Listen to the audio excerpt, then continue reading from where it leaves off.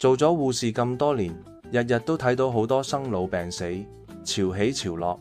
有時收工一個人揸車返屋企，我就會諗，其實一個時代嘅終結同人嘅一生都幾相似。今日我哋講嘅係施南生，一個被影壇尊稱為大姐大嘅幕後女王。施南生到底用咗咩方法改變咗成個香港電影圈嘅命運？而當一個曾經叱咤風雲嘅鐵娘子面對健康同歲月嘅 turning point 時，佢又俾咗一個乜嘢嘅人生啟示我哋呢？講起香港電影全盛時期，大家可能會諗起發哥嗰兩支槍、張曼玉着嘅旗袍，或者係徐克鏡頭下飛檐走壁嘅武俠世界。但係如果冇咗一個喺銀幕後面默默運籌帷幄嘅施南生，可能呢啲所謂嘅黃金時代經典又冇咁輝煌嘅成績出嚟。近年大家好少喺大銀幕前見到施南生，甚至講到佢嘅身體健康出現咗問題，要同病魔搏鬥。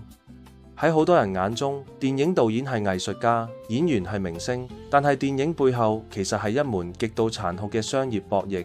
有錢你先有得拍，有發行你嘅藝術先有人睇到。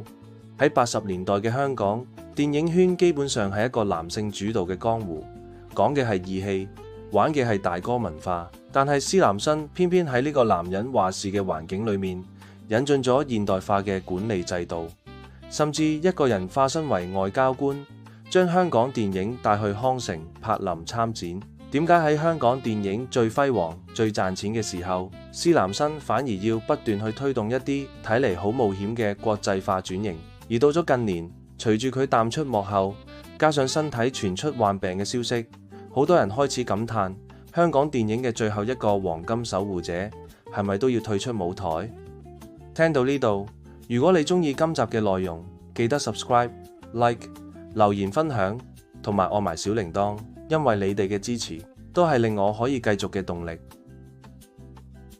1980年代，當時麥嘉、石天、黃百鳴、徐克、曾志偉、泰迪羅賓、施南生呢7個人合稱新藝城7怪。呢班人個個都係鬼才，但係鬼才都有一個通病，就係冇規冇矩。佢哋可以喺奮鬥房裏面由半夜度計度到天光，但係一講到同銀行借錢、計拍片預算、去安排開工飯盒同交通，就冇晒計。咁咪施南生同佢哋執呢啲手尾咯。黃百鳴曾經講過，新藝城班男人係負責天馬行空，而施南生就係嗰個將我哋拉翻落地面嘅人。徐克拍戲係出名嘅超支王，想拍一個鏡頭可以燒幾十萬。每次徐克要瘋狂嘅時候，施南生就會揾數據同預算表嚟壓佢。但係施南生又總能夠喺冷冰冰嘅數字裏面，幫徐克揾到最安穩嘅舞台，俾佢發揮創意。佢哋兩個人，一個係火，一個係冰，相伴幾十年，結過婚，亦離過婚。但係喺電影嘅世界裏面，佢哋係名副其實嘅靈魂伴侶。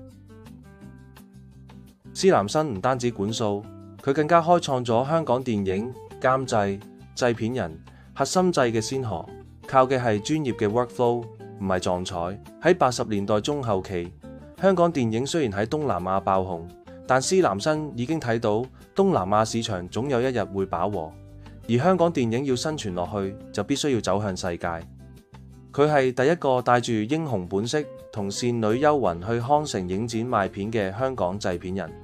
當時外國片商根本唔知咩叫香港電影，施南生着住最時尚嘅服裝，用流利嘅英文同法文，逐間公司去敲門，用最專業嘅 market data 去說服班鬼佬。聽落好似好簡單，其實背後要解決版權法、合約條款同海外發行權嘅複雜問題。如果冇施南生喺國際舞台上打通咗經絡，後嚟嘅王家衛、杜琪峰都好難喺國際上獲得咁大嘅關注。佢對電影圈嘅影響係將少少香港嘅娛樂產業成功提升到國際文化輸出嘅層次。但係無論一個人幾咁強大，都逃唔過大自然同生理嘅規律。呢個我見得太多。2022年，施南生嘅免疫系統出現問題，健康狀況一直唔太理想。面對呢個病，施南生一如既往保持佢嘅作風，低調冷靜，唔賣慘，唔向公眾訴苦。直到近月因細菌感染引致器官衰竭，佢安詳離世。其實早喺2018年嘅一個座談會度，施南生就已經展現出佢對生死嘅超凡豁達，幽默爆出金句，話最重要唔係死得早，而係死得快。甚至喺佢67歲就已經辦妥遺囑，交代好如果病危絕不作無謂搶救，更加簽好同意書，將身後嘅器官捐贈出嚟做醫學研究。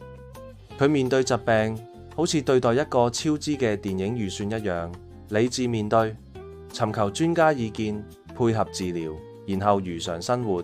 佢甚至喺淡出日常繁重嘅製片工作後，依然默默支持後輩導演，將自己嘅經驗傳承落去。呢種面對疾病同衰老嘅尊嚴 ，to be honest， 比佢拍過嘅任何一部電影都更加震撼人心。施南生雖然離開咗，但佢建立嘅國際化監製制度已經深植喺部分新一代嘅電影人心裏面。施南生就算走到生命嘅盡頭，都冇展示過一絲懦弱，連身後事都安排得清清楚楚，回饋社會。人生就好似一部電影，你未必控制到劇本嘅每一個轉折，但你係可以決定自己用咩姿態去演好呢場戲。好啦，今日同大家傾到呢度，願施南生女士安息。我哋下次再見，記得 subscribe、like、留言、分享同埋按埋小鈴鐺啊！拜拜。